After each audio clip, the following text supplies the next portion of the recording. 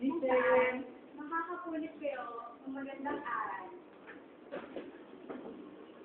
Isabi, dear Michelle, isabi mo lang po ako sa pangalang Alvin. Ako po ay galing sa isang broken family. 5 taong gulang pa lang po ako nang iwanan sa inyong aming anak.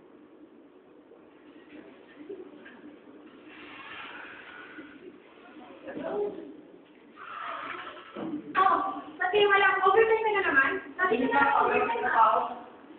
Galing na nagawang babae mo na wala kang ginawa kasi mga babae. Basic na natin wala kang babae. Ang dami na lang kasi yung mga kapitbahay natin. Sabi ko kayo magpapobingan. Ay naku, napapaniwala ako na sabi ng babae. Bakit sinusong kayo wala ako ikaw? Sinungaling. Siyempre, ako asawa mo eh. Pwede lang tayo araw-araw. Matawag ka naman, hiwalay na lang tayo. So, pinagmamalakas na yung babae mo. Gusto mo na tumama. Siyempre, sabi mo may babae ko eh.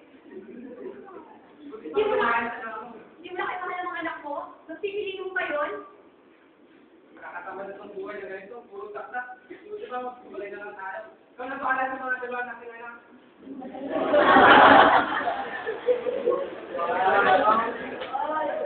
Tawa ka naman sa amin. Alam mo naman wala nagtatawa sa amin.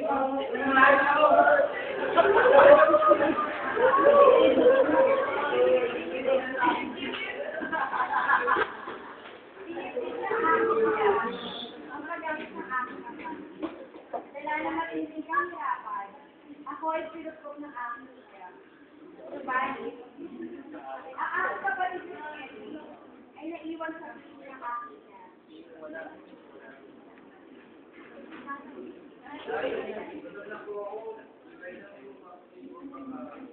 Jen, pinakumain. Huwag pinakasawa sa Jen.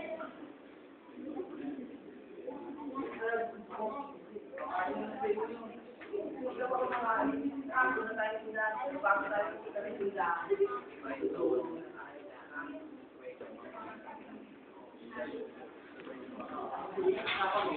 you.